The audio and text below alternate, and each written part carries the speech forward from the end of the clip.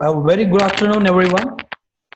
Uh, I welcome you all to this biggest virtual conclave on higher and technical education by ILETS, powered by the Digital Learning Magazine, which is the first magazine on innovation uh, and in education. So we have a wonderful stellar panel speakers today, and we had a wonderful session throughout the day.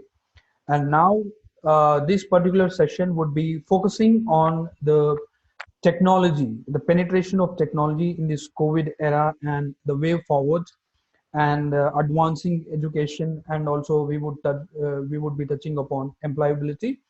So we have a wonderful set of speakers here. Uh, I welcome Dr. Karthik Jain, who is the provost from the Swarnim Startup and Innovation University from the state of Gujarat. Welcome, Dr. Karthik Jain. Thank you. And we also have Dr. Ashwini Kumar Sharma, who's the Pro-Chancellor, Vijay Bhumi University from the state of Maharashtra. Welcome, Dr. Ashwini. Dr. Ashwini, can you please unmute your phone? Dr. Ashwini. Yeah, welcome, Dr. Ashwini. I think you need to unmute your phone, Dr. Ashwini. Yeah, welcome, Dr. Ashwini. So, Dr. Ashwini Kumar Sharma is the Pro Vice Chancellor with Vijay Bhumi University from the state of Maharashtra. And we also have Mr. Supreet Nagaraju, who's the head education with the Adobe Group for India and South Asia. Welcome, Supreet Nagaraju. Thank you, Sudhir. Good afternoon, all. Good afternoon. And we have Professor Prabhat Ranjan, the Vice Chancellor with the D.Y. Patil International University and the former EDTI FSC. Welcome, Professor Prabhat Ranjan. Thank you, Sudhir. And we also have Professor Dr. Venkatesh A. Raikar. He is the Vice Chancellor with Sanjay Ghodawat University from the state of Maharashtra. Welcome, Dr. Venkatesh. Namaskar to all. Very good afternoon to all. Namaskar. We are also joined by Dr. B. Ahuja, who is the Director with the College of Engineering, Maharashtra. Welcome, Dr. Ahuja. Thank you, Sudhir. Thank you for having us. I welcome all the panelists to this live panel discussion. So, with the onset of this COVID era across the globe, we have seen a significance of technology in various sectors and also in the field of education.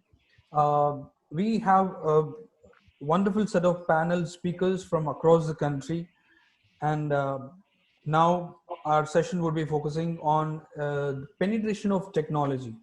We would be discussing on in the education sector, and we would also be touching upon the employability. So I would ask for initial remarks from each of the speakers.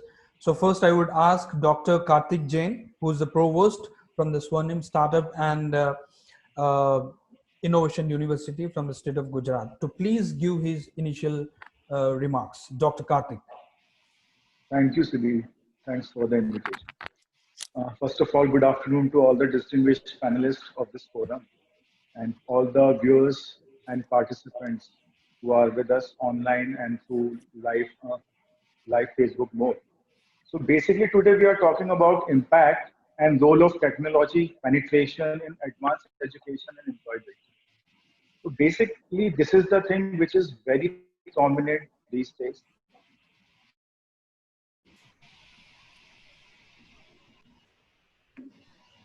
It is all entry of any school. So before we go through with a highlighted note regarding, it simply says India's systematic gap will potentially result in an opportunity cost of approximately $1.97 trillion. That will be $1 trillion. And if you kindly remember, 2 years back, almost in the month of January 18, when our Honorable Prime Minister Shri Narendra Modi ji announced the inevitable march of the Indian economy towards a 5 trillion valuation.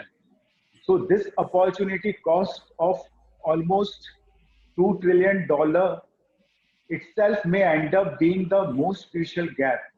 Why?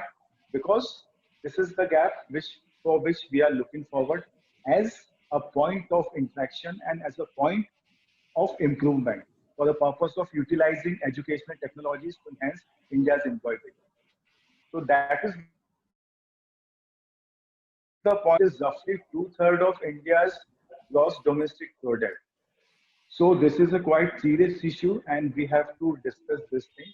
So in our session, I definitely would like to talk about this alarming statistics for India. How then do we enhance employability in such challenging times using the technology? So this is what initially I would like to talk about in terms of employability and technology penetration. So this is the first we have to say. So over to you. Doctor. Now I would request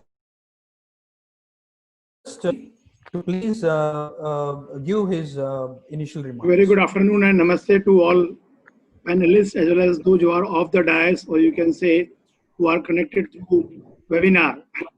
I think first I need to convey sincere thanks to Ravi Gupta and the elites, because this is the right topic they have selected in the present scenario, where for last 3 months we have been running here and there, and every day we are finding a new notification being issued by the state governments for conduction of online classes, whatever it is. Now I think we need to understand one more thing which is very important to India, which just now Dr. Karthik was also referring, that we have got the youngest population in the world, and I think we can take the advantage of that.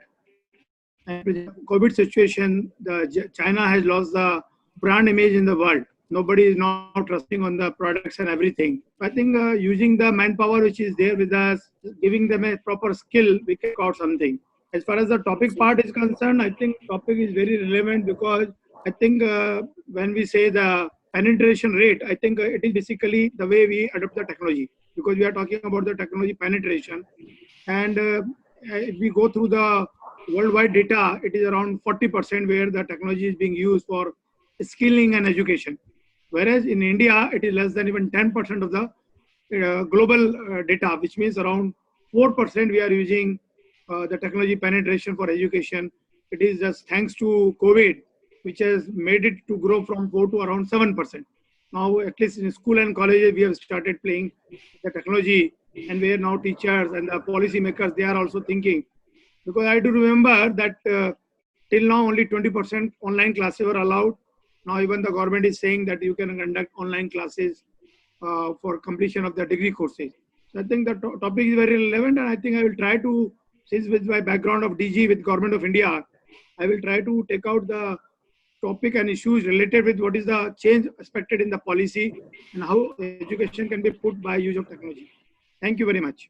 Wonderful, Dr. Ashwini. Thank you for your initial remarks. Now I would request the head of education with the Adobe Group, Mr. Supreet Nagaraju. We have seen a wonderful presentation by Supreet Nagaraju. So Nagaraju, I would request your initial remarks on the topic. Yeah, I'd like to highlight upon two areas. No technology has got any significance as long as it meets to a personalized need of the larger, lowest common denominators in a specific group or a set. In this case, the students. And then there is a need for creating technology which is relevant, which is personalized, which meets the larger cross section of the institutions across India, and hence the need for two formats of technology intervention under the current circumstances and also for the near future. One is the fact of you need to have a clear roadmap with respect to how and where you need to create the content which is relevant to the entire cross section of the society. When I say society, I'm referring to both the formal education system and also the informal education system, because there's a beautiful scenario where you can use technology not just to educate your own students for part of the degree programs and the UG and the PG program, but you can also reach out to the whole larger cross section of the society at who are looking at learning. And when I say learning, it's an era where we are redefining the meaning of education. It's no longer going to be teaching; it's going to be mentoring as an area. The second most important point after you create content which is more democratized in nature and which is meeting to the customized need of your cross section of students is the necessity for having a holistic platform which can disseminate this knowledge in a very applied thought and provoking way, which can spur the innovative ideas and help people to think, and you can assess them basis analytical engines in place. And this could give a larger room for delivering very clear learning outcomes rather than just a standalone assessment model which is done at an end of the year or at an end of the semester. So in short, technology penetration has got larger impact and acknowledgement by the students, provided we customize it to the lowest common denominator in the society or the cross section of the students, A, and B, take newer avenues. Many options are available. Social education is one of the biggest option that is emerging in the advanced education applications. From an employability standpoint, yes, you need to look at balancing between what is being formally taught and then applying the needs from an industry standpoint. And amalgamation and a collaboration is required, in short. Thanks, Nagaraj. Now I would request Professor Prabhat Ranjan to please provide the initial remarks on this subject. Okay, thank you, Sudhir. I was heading India's technology think tank, TIFAD, from 2013 to 18. And one of the things that we did during this phase was to prepare a document called Technology Vision 2035. And that was actually a follow-up document of Technology Vision 2020. And that was prepared and released in 1996 when Dr. Kalam used to be chairman. During my tenure, Dr. Kakotkar was chairman. Right. This document, Technology Vision 2035, actually was, the foreword was written by Prime Minister. He launched it as well as he has directed all the ministries and government departments to follow the document, with Niti Aayog being given the responsibility for coordinating this effort. This document, Technology Vision 2035, is followed by 12 documents to try to achieve that vision for the country. And out of those 12, I had put education on the top. So when my tenure came to an end in 2018, I wanted to come back to education sector to realize that vision. Personally, I have been involved with technology for more than 40 years. Seen computers grow from the age of punching cards to every system that you can think of. So use of technology for education has been a very important part of my own thought process and development, which started way back, as I said, almost 40 years back when I was in IIT Kharagpur. Since then, one of the issues that we have touched upon is how do I reach out to larger number of people? We had a Guru Shishya Parampara kind of system, which kind of got destroyed with Industrial Revolution 1.0, as we call it now. We used to call it Industrial Revolution. And now that Guru Shishya Parampara is coming back, as Supreet mentioned about personalized education. So actually personalized education with the use of artificial intelligence on large scale is now likely to be possible with the help of technology. The COVID-19 has only given a push to all of this. This was all happening. We were also preparing for this. When we started to build our infrastructure, I always focused on preparing ourselves digitally rather than physical or human infrastructure. Digital infrastructure was much more important. The last point I will make before I hand over is that one point that we need to realize also is the role of language. India is a country, multilingual country, where technology can play a very important role in making sure that we can reach out to all the people who may not be all speaking English like we are doing, but there are millions of people, hundreds of millions of children especially, where they need to learn the language of their choice, where we don't have content. So today, so in the vision document, we had put this, that each child should be able to learn in the language of their choice and they should not be forced to learn the language for learning a subject. So that's another thing that happens. So actually we had visualized as part of a DST scheme that has been launched now, which is Interdisciplinary Cyber Physical System, which we prepared the detailed project report, is that a multilingual holographic guru. So Suprit, you're listening to this multilingual holographic guru, which will actually be in your classroom. And like our Prime Minister did election campaign with 300 holographic stages set up all over the country, there should be one guru at one place and teach children in the language of their choice through holographic system. That is what we visualize. That will actually be the real use of technology, and we should try to achieve towards that. So I will stop at this point. Thank you very much.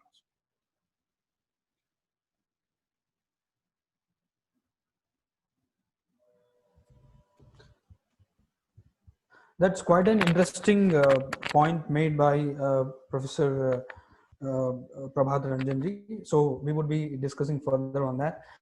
So now I would request Dr. Venkatesh A. Raikar, Vice Chancellor, to please give his initial remarks. Very good afternoon to all. Respected distinguished panel members, I'm thankful to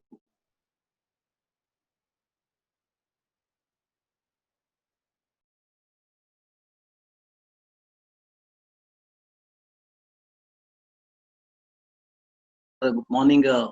So we have discussed as if that we'll be lifelong will be having corona. It should not be like that, because you see, the university is meant for knowledge dissemination, knowledge creation, and knowledge applications. We are only focusing mainly on in this morning, since morning, only the knowledge dissemination. Other things also there. Then we have been following the brick and mortar model last so many years. Suddenly we cannot change suddenly into 100% online, because we being nowadays talking about OBE, outcome based education, active learning, blended focus should be more on student centric. So whatever we are bombarding the e-materials to the students online, how much is understood by the students? That should be assessment, because we have been doing in a university March onwards, we have been bombarding a lot of e-materials from through many websites, through many webinars. I think today topic is excellent. It talks about the technology, what technology you have to use it. Then second point, it talks about the advanced education is a beautiful point. Third is the employability. I think all stalwarts of higher education are there. We can discuss and come to conclusion. I think it's a very good topic. I'll be afterwards, involving more in this issue, because Mr. Gautamji told only in 2 minutes you have to brief yourself. Because I'm having nearly around 36 of experience. I worked in government, I worked in aided institution, now working in private institution. I know the pros and cons of implementing this, online education in terms of employability, in terms of advancement in higher education. So I can do some justice during this deliberation. Thank you very much. Wonderful, sir. Looking forward for your inputs. Of course, you said it should be student centric, and there has been a discussion on dissemination, knowledge dissemination. Of course, we'll also talk about the penetration and also the challenges. Now I would request Dr. B. Ahuja, who's the Director for College of Engineering from the state of Maharashtra, to please give the initial remarks.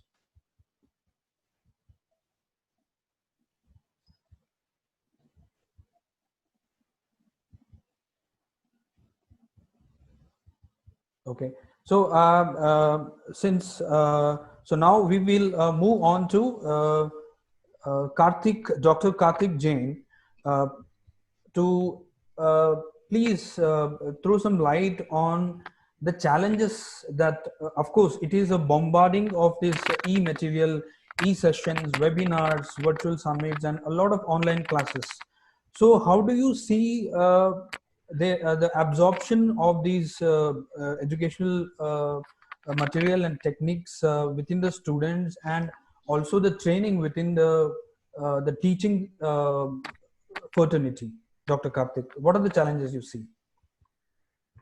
Thank you. So before we discuss about the challenges, I would like to discuss this thing in a theoretical way, a pure professional academician way. Like initially, right now, we are talking about 3 hours. If we talk about a student, it's reading capacity, writing capacity, and its reasoning capacity. But afterwards, now onwards, like when we are introducing technology, this situation has changed. Now, instead of using 3 C's, now we are using So instead of using 3 R's, now we are using 4 C's. What are they? First is critical thinking and problem solving. Second one is effective communication. Third one, collaboration and team building. And fourth one is creativity and innovation. So basically, if we talk theoretically, if we are not able to fulfill these 4 criteria, then definitely we are creating problem for students. As far as this thing you just now asked about, what are the problems the student is facing, in terms, what my experience is that first of all, we need to improve the mindset of the student as well as the parents. This is the most important thing. Because what we have seen, basically we are from a Gujarat university, which is in Gujarat. And what is there, if their communication on part of the student is not that good compared to any other state of South, or you can say something like this. So what happens when mindset is not clear in terms of what will be the benefits of using this technology, we cannot implement this technology successfully. Second point is that what happens when you see, this is a very practical problem. If we talk about the different levels of students, we know there are 3 levels of students, a very creamy layer, then second, the normal and average student, and the third category, those who are not interested to study at all. So basically, when we talk about technology penetration and technological advancement in terms of these 3 categories of students, we have to devise strategies accordingly. What happens when we are talking about a creamy layer student? There is no problem. They are very understandable. They know the technologies and they know how to things run. So in those cases, we don't have any problem. But actual problem rises with the second and third category of student, those who are not interested to study. So this is the major hurdle, a mindset, which I say in short, which is supposed to be generated and developed in the students so that they should start taking all these things seriously. There is a very interesting study which has been done by a Massachusetts-based scientist, Dr. Ruben R. Fuentedura, and he has come up with the SAML model. It basically talks about 4 distinct levels. First one is substitution, second one is augmentation, third one is modification, and fourth one is redefinition. So those first levels, substitution and augmentation,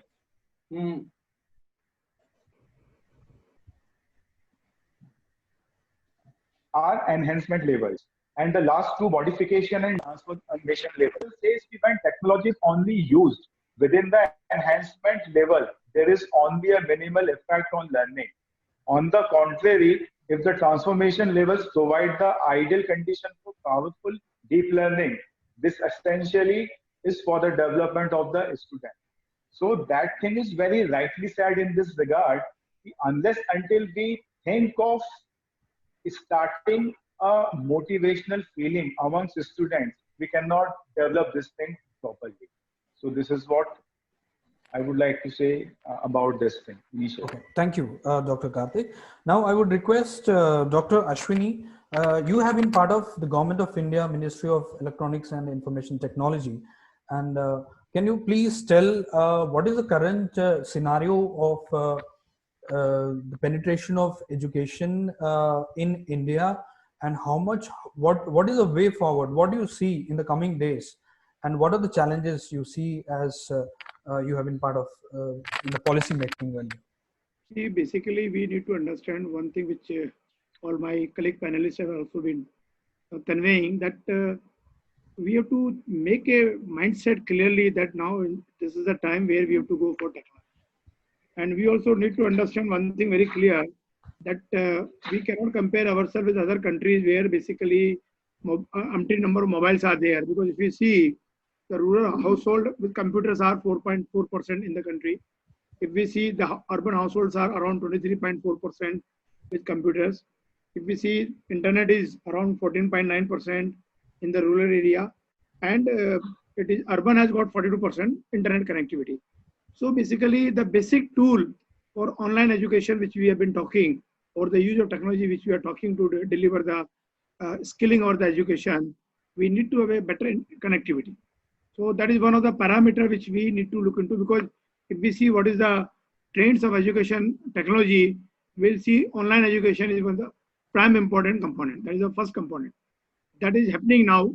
Now the second component which is coming up is the online assessment.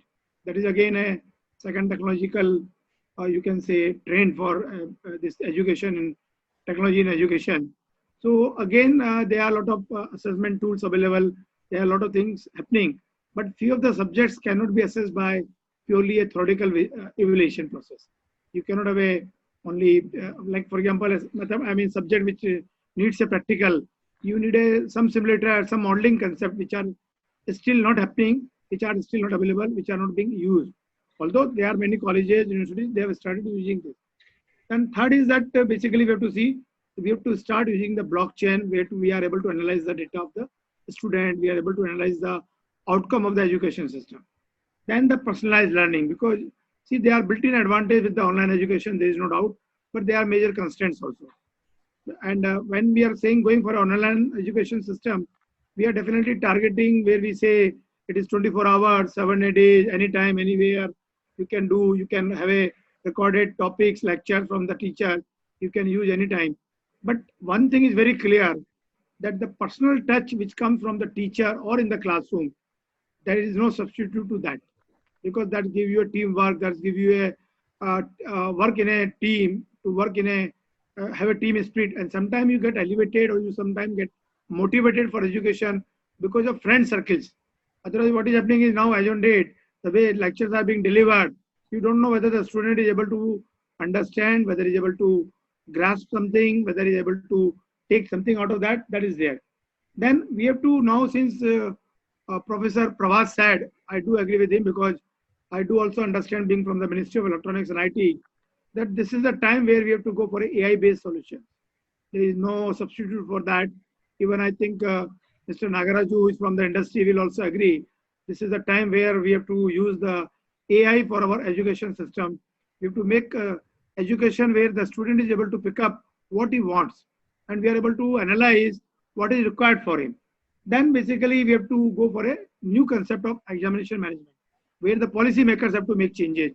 And the last, which I feel the trend for education technology, is the virtual reality, and in education is to be used now. We have to simulate that part. As far as the policymakers are concerned, I think the UGC, the AICTE, all regulatory bodies are very clear, and they are available, clear on the issue that what is happening as on date. And that's the reason I think AICTE has recently allowed even the online inspection part. That's a very good initiative taken by AICTE. Even I think now other organizations are also planning to have online inspections of the technical institutions or the professional institutions. Now there is a policy change which is likely to happen, that the course content can be broken up into two components. One will be education in person, another will be education component in e-person, which means where you will be delivered e-contents only, or you will be allowed to do online courses. And the present ratio, which is 20%, has already been enhanced to 40%, 30%, I think so. And further is under enhancement to maybe around 60%. Because that's the way we could feel that online education can also deliver few of the advantages which are built into the system.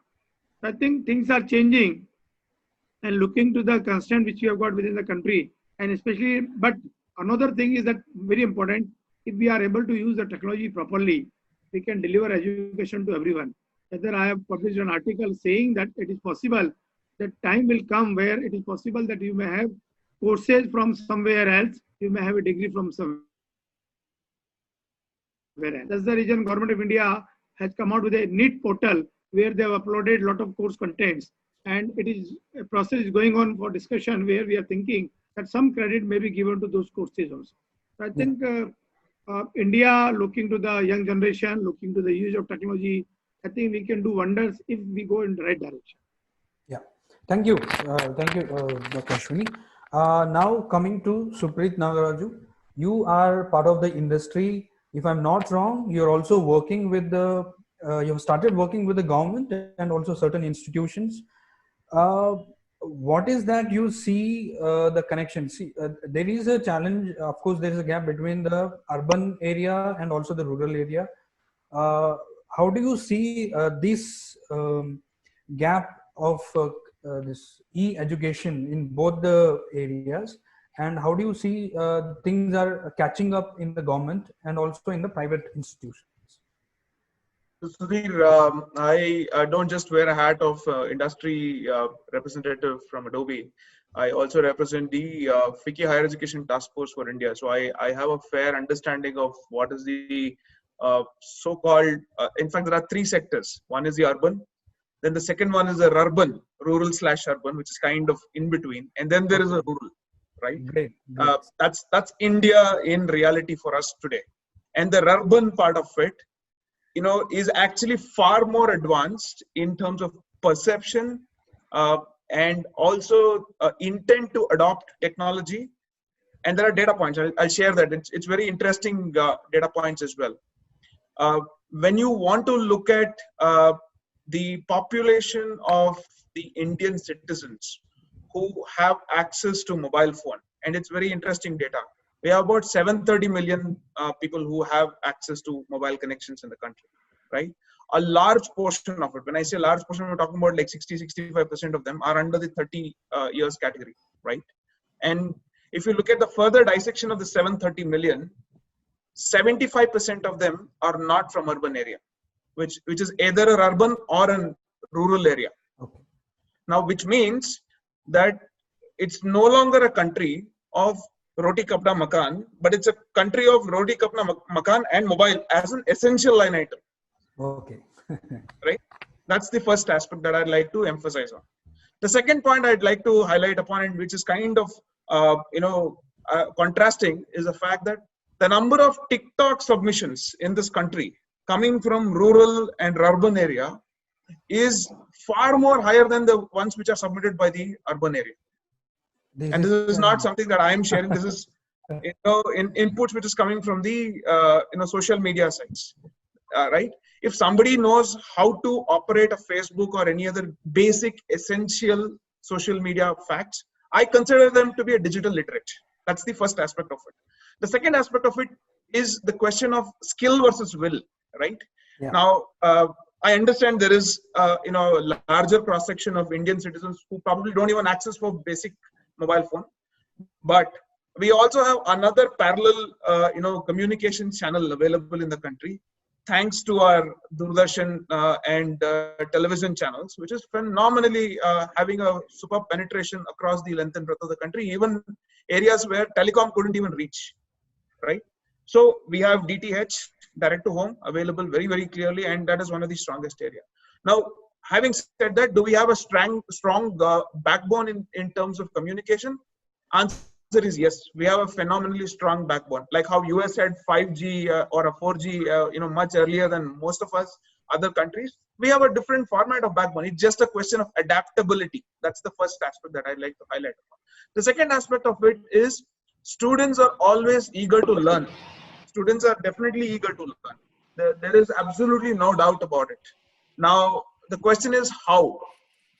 The how part of it has changed drastically between 1990 to 2000, from 2000 to 2000, and in 2020, the last 10 years, it's changed every 4 years. If you look at the history of engagement of the gamification-based learning, simulation-based learning, it significantly changed in the last 4 years. And there have been more and more, entrepreneurs who come out because they're able to learn, fail. The terminology of failure is no longer, considered to be a taboo. It's actually, a sign of maturity in terms of the learning curve. And that's happened largely because of technology. Yeah. And that is exactly the reason why we see India opening up to the digital boomers in all across the place. I'll give you one more startling fact, right?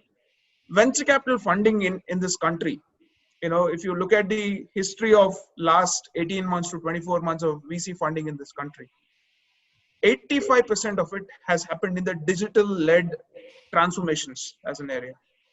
And where are the customers coming for all of these, and why is it so much of FDI and internal, within India investment happening into some of these organizations or the unicorns or the yet to be unicorn space.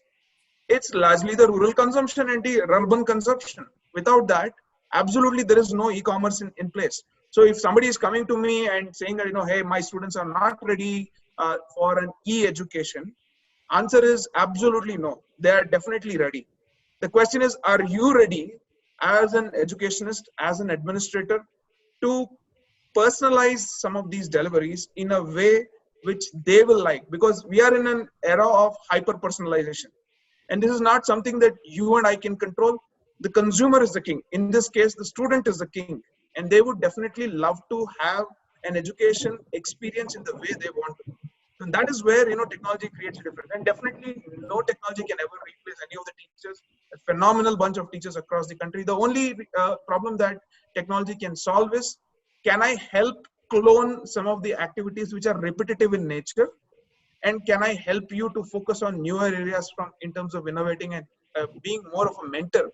The role of a mentor becomes more relevant today rather than being a teacher. And that is what technology will help you to do. And the second most important point that it will also help you do is it will act as a mirror using analytical tools and AI tools that, Dr. Ashwini, Dr. Prabhat, Dr. Karthik also just spoke about, a few minutes back. And how do you want to use the Super Express Highway to deliver cutting edge educational experience with very clear measurable learning outcome is up to you. And the future will decide. It's not going to be decided no more from ranking or any of these things, but it is going to be decided very clearly by how satisfied your individual customers, that is your individual students, are in terms of what they have wanted to learn and what have they achieved. So with that, I'll end my remarks. Most important, I think, the clear message I would like to leave to the educational leaders here is, what got you here won't definitely get you there. And technology is definitely not going to be the solution to any of the problems. Only augmented engagements, collaborative engagements to reach certain learning outcomes is definitely going to deliver the outcome. Thank you. Supreet, you have made some quite interesting pointers you made, including the reach and penetration of the internet and technology, connecting with TikTok and other aspects. Now I would request Professor Prabhat Ranjan. You all mentioned about the hologramic use of hologramic technology, and also its use in different languages which are to the choice of the students. Please tell us about that. Right. So I'll just go back to Dr. Kalam. He was TIFEC chairman for a long time and very loved across the country. In 2015, I heard him last, and that was the year we lost him. Being our ex-chairman, we had a condolence meeting. And as you know, Dr. Kalam used to love to interact with children.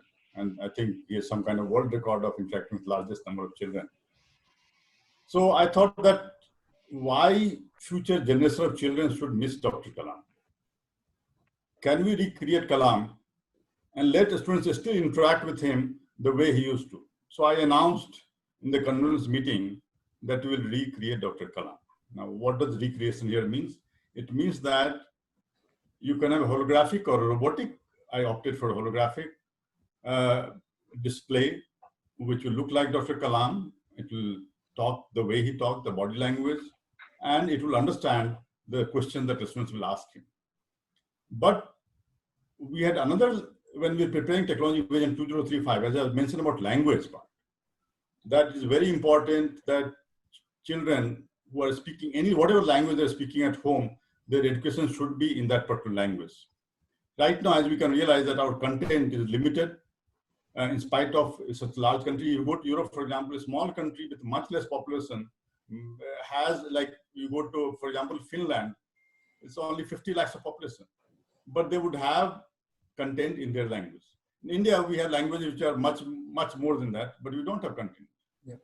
So we had already talked about real-time translation among Indian languages. Real-time translation, I will not go into details of that, but we try to combine these two together in a way that Dr. Kalam could actually talk to children in their language.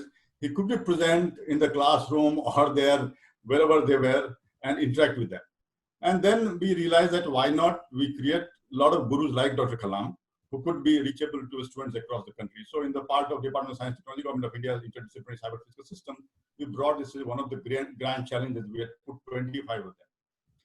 So the issue is that we need to be able to reach out to larger number of children. Most of the discussion that we are having today and most of the time we are having are about delivery of knowledge. But actually, maybe Suprit mentioned a little bit, in the technology vision 2035, what we visualize that the role of teachers is going to change. So it's no longer the knowledge giver. Today, the students can learn knowledge from many, many sources. And so the role of teacher is changing. In fact, I'll use a phrase that I liked in a book, which says that the role of teacher earlier used to be sage on the stage. Now it is guide on the side. So it is no longer that you are standing on a pedestal, you're giving a lecture and people are grasping that knowledge. I've seen children, Dr. Ashwini was talking about blockchain. The student who joins in Bachelor of Computer Applications first year, he's a blockchain expert internationally, he's being called everywhere. Because they've already learned all that and he said that I only need a degree because for XYZ reason, he doesn't need knowledge. I have learned whatever I want to, I don't need you. So our system unfortunately requires those degrees XYZ, otherwise nowhere you are considering whatever your knowledge. Of course, the companies are changing, Google is changing, Microsoft is changing, I don't know what Adobe, where you are saying that your degree is not important, what is important is your knowledge. So this was one point that I talked about. I will also try to bring out other aspects. I've been working on brain-computer interface for last almost 10 years, you can say. So two things I would like to mention. Dr. Jan mentioned about three categories of students, some who are what he called creamy layer, there's no problem with that, there are other people who are not interested and so on. So actually due to a theory of Professor Howard Gardner, some of you might be familiar, there's a theory of multiple intelligence.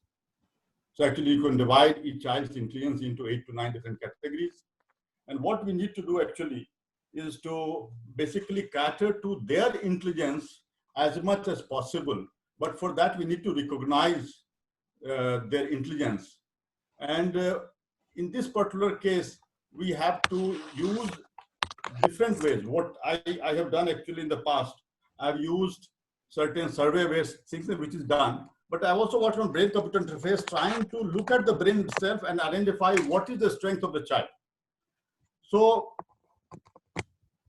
one issue that we have seen, for example, mathematics, we have seen a lot of children who are poor. So one of the schools that my family members run in Patna actually is called the School of Creative Learning. My elder brother, Mr. Vijay Prakash, he was the IAS officer of 1981 batch, but he devoted his life to child education. He spent almost, he's written 41 books. He found that instead of trying to give knowledge to the child or to ask them to study mathematics more and more, what is important is to make sure that the concentration level is very good. And so a lot of children whose concentration level is poor, we start to see that they don't learn mathematics and many other subjects. And today with the technology, the other aspect of technology is the fact that attention deficit disorder, ADD or ADHD is increasing tremendously. So grabbing the attention of students is very crucial. It's very, very difficult when they are using an electronic device because they can switch back and forth between multiple. All of us are used to that. You are using a mobile phone, you're doing something, some other ting tong happens, your attention goes there. Starting to actually, this is starting to become an epidemic of some kind. In US, adult SD is on the rise tremendously. I worked on this problem. Among the children, it is a rise. I'll not get into details. So the technology also bringing this problem that how do you capture the attention of the students when they are in the class, and the teacher is in the front, the body language of the teacher, everything is very, very important. Today, when we give lectures like this, like we are doing now, for example, our body language is not being seen. We are not able to move here and there. How do we recreate this? So what I'm trying to do now is that may convert all the classroom into studios. So just like our I always give the example of weather reports. You see the anchor is actually having a weather map at the back, live map, and he or she is moving around. And that's the kind of thing. So we need to convert the classrooms. And that is what actually I'm doing. But of course, there's a cost to it. If I go by traditional way, I cannot do that. So to be able to capture the attention of the students through online process is very important that we become much more presentable. Our body language has to be seen by them. We have to capture their attention. A third point that I will make is again very, very different. That's because when we visualize the future, we are seeing that we don't even may need to teach. The whole process of teaching may completely go away. It may be possible to actually download the knowledge directly into the brain. So then are we talking about all this that we are talking about is nonsense actually. You don't need all of it. So I will just give an example, popular example from the movie PK, where Amir Khan comes from what he called Gola, some planet. He doesn't know any language. And then he holds the hand of a lady in 6 hours, transfers the knowledge of Bhojpuri to his brain. So this is knowledge transfer from brain to brain, and it's happening through holding of hand. Of course, it's a movie, you can do anything, but actually it's happening in reality. So 2 examples I'll give. In Delhi, I had organized a discussion in 2015 on future of brain, a race between mind and machine. That was the title. And what we talked about there, and those are YouTube videos are still there, is that we may be able to put memory, enhanced memory of the brain by adding, just like we add pen drive to our laptop or mobile phone or something like that. We will be able to add memory. And I had said at that time that it will take about 4 years' time. About 2018, we start to expect that. And actually, 2018, we got the news that it's been possible to enhance the memory artificially. Now, when you are able to enhance the memory artificially, there may be a day where you can actually put a knowledge along with that memory as well. So you want to learn physics, you put one pen drive, and you want to learn chemistry, you put another pen drive. And surprisingly, actually, this also started. So in one experiment, and I've not followed recently, it might have gone up, where they picked up the knowledge of large number of pilots, experienced pilots, and transferred that knowledge to a new pilot trainee, and they could reduce the training time by 33%. So this is another way of using technology, which is no longer the discussion that we are having about delivery, the internet and other things. So technology is coming in a very different way, and we cannot even visualize this. Right now, today due to COVID, we have started to discuss this issue, but actually these changes are happening in a completely different way. The other point that I would like to make is that our experiment that we have seen in the school that we are in Patna actually, and this I'll refer to Dr. Jan, some of the comments he made. It's in a rural area. And many of the children are actually first generation learners. That means their parents have never studied. When they come to the school, we were surprised to say they are much more creative, they are much more willing to do new things. So we have Atal Tinkering Lab, they're using robots, you will see all kind of robots they met. And these are not 10th, 11th, 12th class. They're class 5, class 6 students. They have the capability to do jugaad of various kinds. They go to mobile phone shops. They don't have money, but they have the curiosity to learn. The urban children, or to use Supreet's language, rural children, I'm not sure, their minds are biased by their parents and their peers.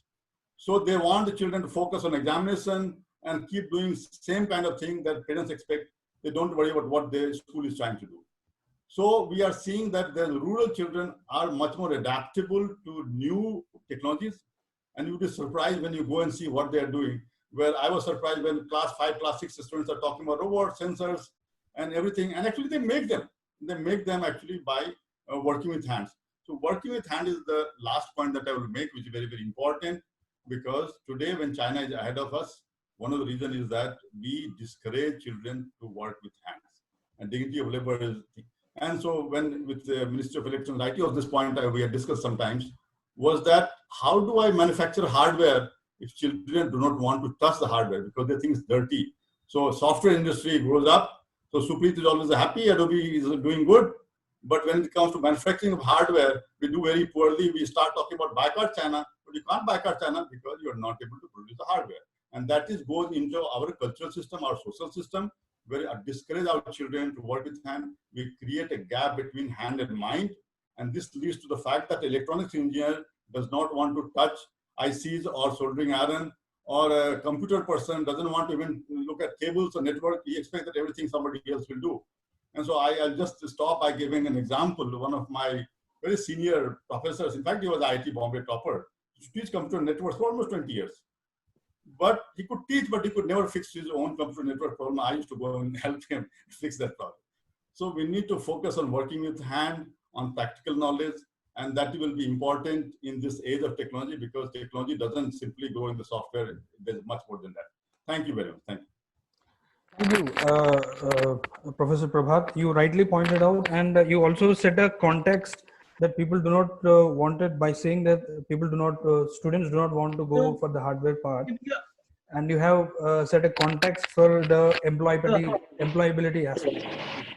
So now I would request Dr. Venkatesh Raikar to mention and give the inputs about the penetration of the technology in the education sector. Yes. Yeah. Thank you very much. In both rural, urban, and urban or suburban areas. Yes.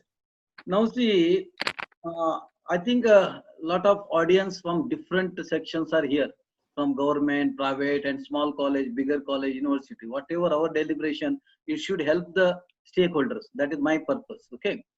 Now see, once the COVID started, we started online teaching learning process using some free available platforms like, so that only we came to know the Zoom, all these other things, Microsoft, all these things. That is one part of it. Nobody thought about the hardware part of it.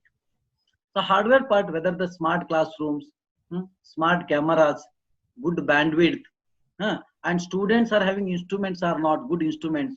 So with this small mobile, the teaching learning process will not be effective because they are hardly connected to TV. So I think we should educate the students to have at least medium quality some equipments. That is lagging, because I am from Kolhapur. My area is nearly around in between rural and urban, what Mr. Subit told. So even 25% students cannot access whatever the things I have taught to the students. That is one of the constraints, one thing. So I think every organization, with respect to technology, it means hardware as well as software. Because I am under dilemma as a vice chancellor of the university, which learning management system I should follow. I may be using a Blackboard 27, Canvas, or Desire to Learn, or Moodle. Time being, I am using Moodle because it is open access. So we people, the higher bureaucrats or higher administrators, should be given a lecture like Mr. Subit, Nagaraj and all. What sort of the strategic process is to be carried out in each and every organization with respect to technology, because the investment is huge. Because nowadays, students are not paying the fees because you are doing online. You are not spending on anything on teach like that. They think it, because the real problem for the management and Prabhat Ranjan and all, they'll agree me, because the Ahuja sir from government will not think that much, because pressure is on us.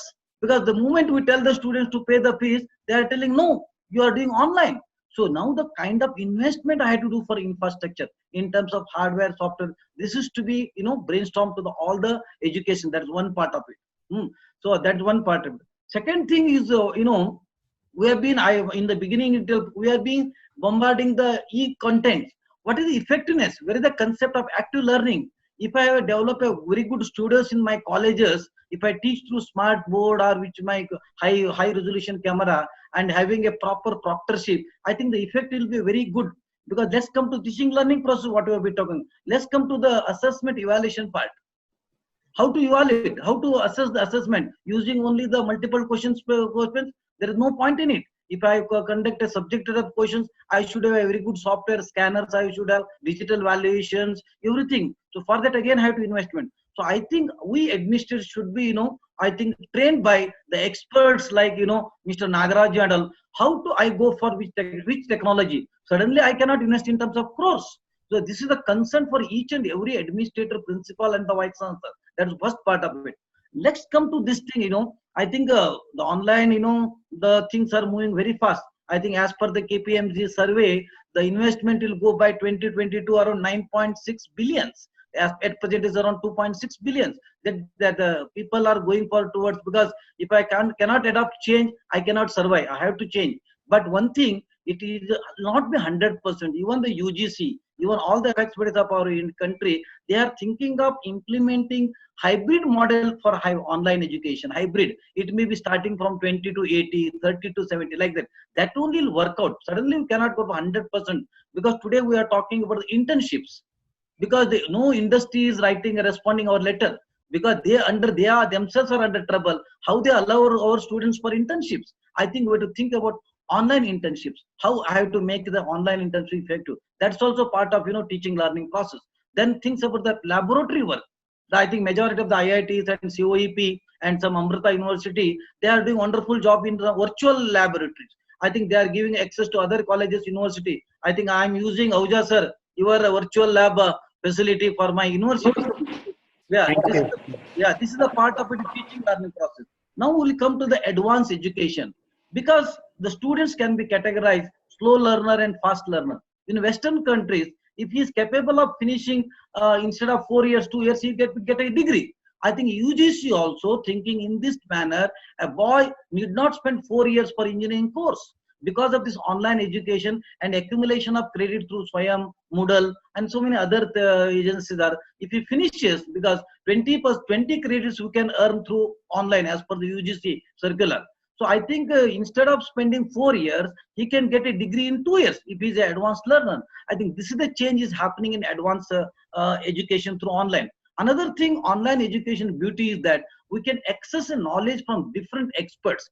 Earlier in a brick and mortar model, only one teacher is to teach whatever is to I is to, the student is to assume everything. But here in online education is very tough, because unless until he is perfect, he cannot deliver online education. Being a student's parent, I'll see the teachers' online classes. If something goes wrong, I'll write directly, because the feedbacks are taken. So online education teachers should be very good, knowledgeable, and he should do very good homework.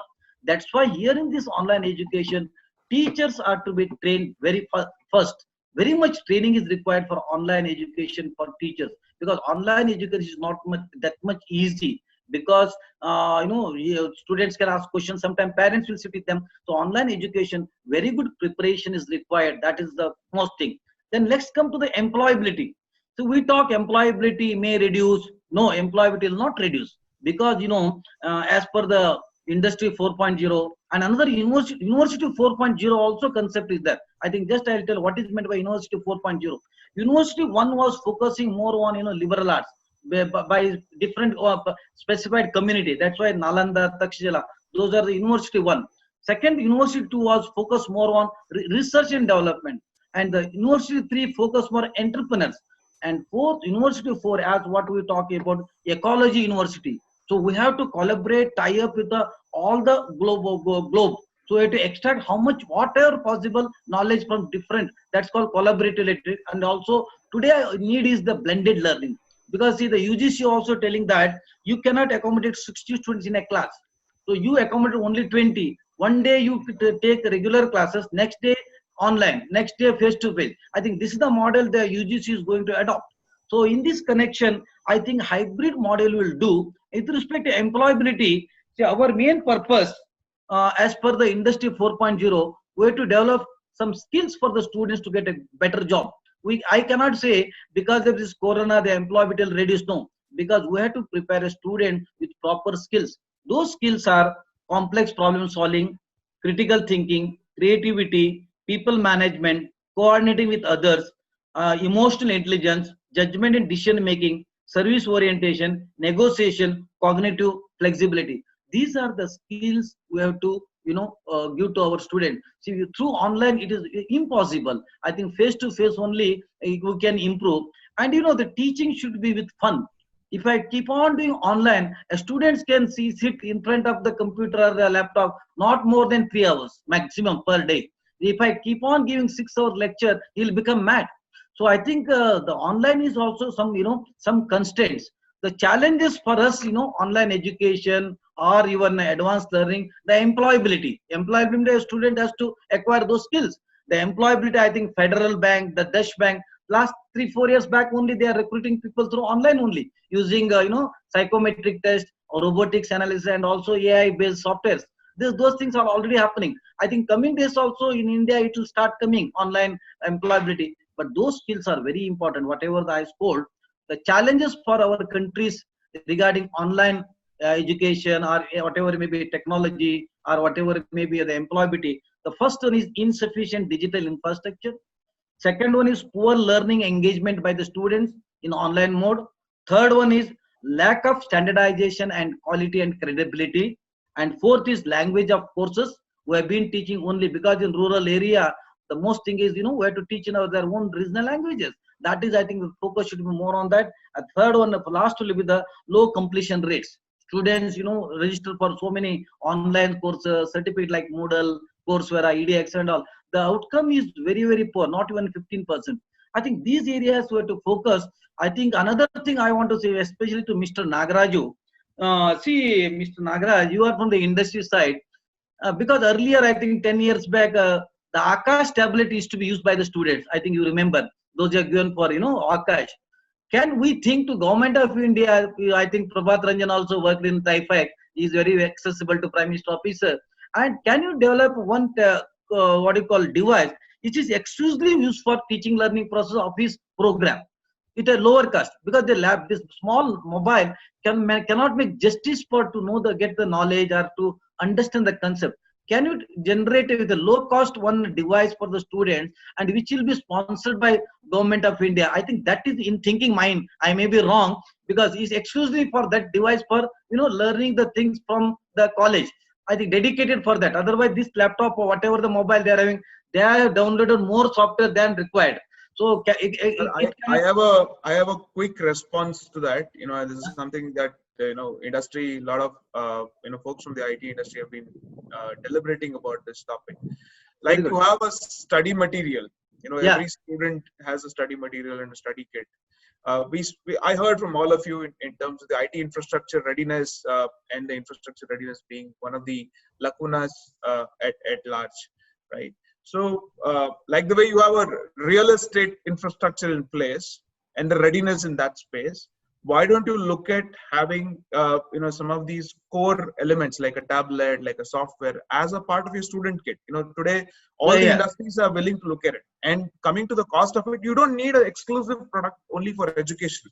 Today, students are not looking at an exclusive engagement. They want a multitude of things. They want to go beyond your textbooks, right?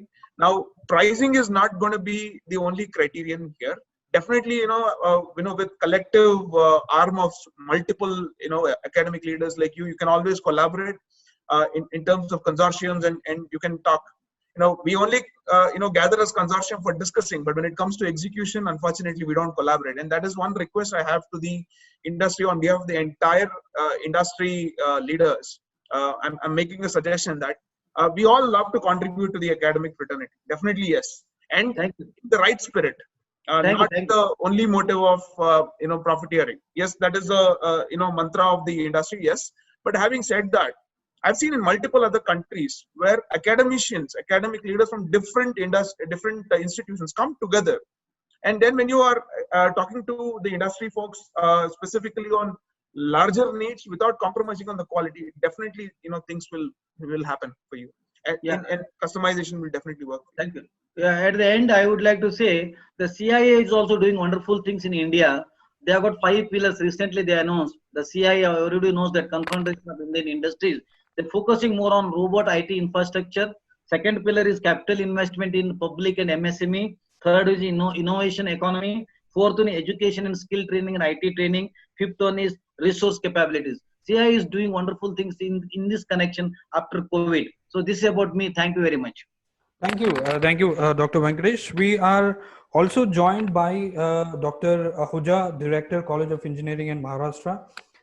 Sir, I would request to give your inputs on the penetration part and also on the employability in the sector, in the education sector. Sir, you need to unmute your. I'm sorry, I lost connectivity, and this is how technology is. So, education today, I feel, should be measured in terms of skill development rather in terms of content and learning outcomes, because rightly as said by Professor Ranjan and Professor Venkatesh, that learning, yes, we can use technology tools to impart, to deliver. But I cannot master cricket by seeing cricket. No, I need to practice cricket. So if we talk of engineering, if we talk of technology, which is applied, then in that case, it is not only learning, but it is learning by doing. and then also ending up with learning by being. I have to live whatever I have learned. I should be able to bear witness, and I should be able to, be hands-on to be able to deliver to the expectations of the industry. So it's getting into a rhythm, and that rhythm can come. This learning exercise, the technology tools can only, incite my thinking process, my thought process. But then after I have thought, how do I integrate my thoughts into a physical product or a service which I want to deliver distinctly and differently? So what industries are looking for are skills, skill sets. So today we talk of two skill sets because we are going digital skills, which are nothing but technical skills, and the navigation skills. How do I access information? From where do I find information? How do I process that information? What data analytics, what AI tools should I use, and process information so that whatever I have understood, I'm able to deliver and give back to the industry. Industry is very ruthless today. They don't need generalists. Right? They are looking at someone who's jack of all. He knows everything today. Yeah. Right? So with the technology tools, yes, certainly it's making a difference. We can have, we are providing means of mass stimulation, and we can then ultimately end up with each student, customizing his or her own education in the process. So this is something like addressing all, using different kinds of tools. So a student can hear to many teachers, he can have many gurus, Yeah. but ultimately he will have to follow one guru and then be hands-on to what he has learned through different gurus. So this is what I have to say. Thank you, Ahujaji. So with our time for our session coming close, and one important aspect, now the government of India has recently announced a huge skilling program for the employability, and we also have a scenario before us with a lot of investors exiting the country of China, and India is looking forward for those investment to come to India, as whether India can become a manufacturing hub. Can it make the best of the present situation? I would request a one-liner or a two-liner from each of the esteemed panelists. I would request from Dr. Karthik Jain first. Definitely, we can be the leader in the manufacturing hub. Only thing is about mindset. If we identify all the priorities and all the constraints and all the barriers, then definitely we can achieve this particular position. There is no doubt about it. Yeah, thank you. Now I would request Dr. Ashwini ji, you have been part of the government as well. So where do we stand and what is the way forward? A two-liner from you. It is a real fact that looking to the young generation population, which we have got in the country, and looking to the fact that we have done wonders in the field of IT, and now we are talking about use of technology. I think it is not a very, big aim where we cannot go. We can achieve this, but we have to put three things in place. One is that proper planning and policies, because government has to come out with an open mind to support the private agencies and private organizations. One. Secondly, we have to motivate the youth to go for innovation and R&Ds. This is what we are lagging. And third is basically we have to make a system where we are able to give enhanced job irrelevant of the degree, because we have to go for the skill set, not for the degree and qualifications. Because we have seen that it is happening. If you see, the Bill Gates himself doesn't have a degree, but he could come out with a product which is well known in the world. So I think that is a mindset we have to come out with that. Thank you, Dr. Ashwini. Supreet, your two-liner response on this. Yeah, I think let me answer this not as a industry leader from IT, but more so as a generic from a business leadership standpoint. I think I subscribe to the point what Dr. Ahuja said, and the fundamentals of success in any industry, academia, skill versus coaching or a mentoring gap can only be addressed when you flip the model into a 80-20, that is 80% practical orientation and 20% theoretical in nature. And applying thoughts is what any industry would love to have as a raw talent, or so to speak, or it could be even a molded talent as an area. That's the first aspect of it. The second most important piece that is critical for India's economic growth is the fact that we need to relook at the way in which we strategize and we execute. We have too many strategists, but we fail in execution, whether it is academics or whether it is industry, both ways. And I'm not, putting the ball in one side of the court, on both the sides, right? We talk big, but then at the end of the day, when we actually look at the reflection in terms of our ability to hyper grow, when we look at any of our neighbors, I think, if you were to put a comparative chart, we probably have not a, great job at it. And I think it's time for introspection and relooking at strategy and execution. And one liner that I would leave as a takeaway for everybody is execute, execute, execute. That's the primary focus in terms of, growth strategy, because strategy, we are good at it. We know it. We know how to do analytics and identify what are problem areas. But when it comes to taking corrective measures and execute it to precision, that's where we fail as a nation. Thank you, Supreet. Now I would request Dr. Prabhat Ranjanji, your two-liner response on this.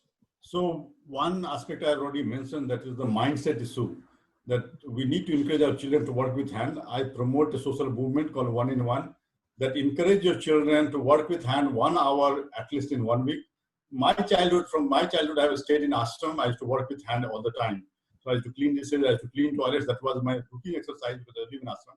But that's not what happened. The second point that I would like to make in this is that if you look at the software industry in India, it has grown because it's something white collar workers can do. When it goes to touching the hardware, it's something that you need to get your hands dirty. Now, so most of the time, the students have access to software because they now have internet connection, laptop or smartphone, they can work on it.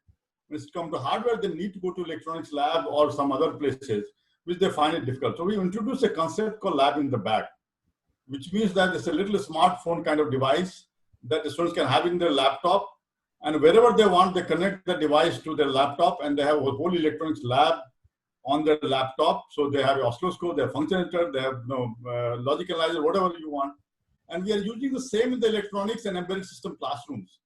So we are not asking them to take a different kind of instrument in home, different kind of thing in the university. They're using the same, so they're encouraged to do that. And along with that, we're also teaching them fabrication labs. So for example, 3D printers, laser engravers, and also design thinking, because we are preparing the students to be system designers and think from this right from beginning. So we need to make changes in the social and cultural issues. I talked about dignity of labor, and we need to make changes in the education system where we have to facilitate working with hands, and electronics and manufacturing is very, very important part of it. Thank you so much. Thank you, Dr. Prabhat. Now I would request Dr. Venkatesh to please give your two-liner response on this. First one thing is that as per my knowledge, the first one is teachers are to be trained first how to make the online teaching and learning effective. First. Second thing is, as per my knowledge, before taking the class, handouts should be given to the students, the basic concepts.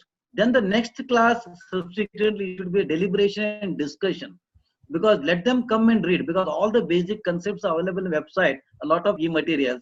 1 day before or 2 days prior, students should be given handouts and the discussion should be there. Third one morning, I liked it that the principal secretary of, I think, Rajasthan or Gujarat, Rajasthan, that madam had come for the inauguration purpose function. That Anandam concept they have implemented very nicely in Rajasthan. Yeah. Concept. The Anandam concept in Rajasthan state. The 20 credits is meant for Anandam only. That every one class is over, 45 minutes they keep it for deliberation and interaction. And for that they conduct some exams, students, some any ideas, creativity, all this discussion platform, and for that they take some credits, 20 credits. I think students enjoy even in online also. That concept, deliberation, discussion after the class, online, that may makes more students confident and also enjoying. Otherwise, continuous online lecture may not be useful to the students. There should be a gap for interaction, discussion. I think that is the things I would like to say. Thank you. Thank you. Now I would request Dr. Ahuja ji, with this, the present scenario before us, India can, the employability, how good we can use this opportunity, and what would be the need of the hour? Your response in 2 lines. Yeah. First is we need to inculcate a systems thinking approach. I mean, we have to look at systems as whole, and that is how we need to train our students. The curriculum should cater to that. And most importantly, with technology that is penetrating so very fast, we need to change the psychology, the culture of our teachers and students both. So that equally needs to be addressed. That creating the right culture, of education. Examinations, online examinations is a big issue. There are issues of integrity and ethics involved, but we need to change that culture. So unless that is done, not much can be progress. And we have to end up with the blended learning, because we have to make sure that the students are back on campus and they learn hands-on, and most importantly, a strong research and information environment, which must get aligned with our, coming days, or the coming digital age. Right? So we may call it the digital age, or can we conclude it by saying that we are in a critical age? Thank you. Thank you. Thank you very much. It was wonderful. We had this stellar panel speakers. We had a wonderful discussion. I really enjoyed it, and I'm sure the audience must have enjoyed a lot of inputs, a lot of revelation we have come across. Thank you very much, each and every panel members out here. With this, we would conclude this session. Thanks for joining us. Thank you, Sudhirji, and thank you, All, Elvis.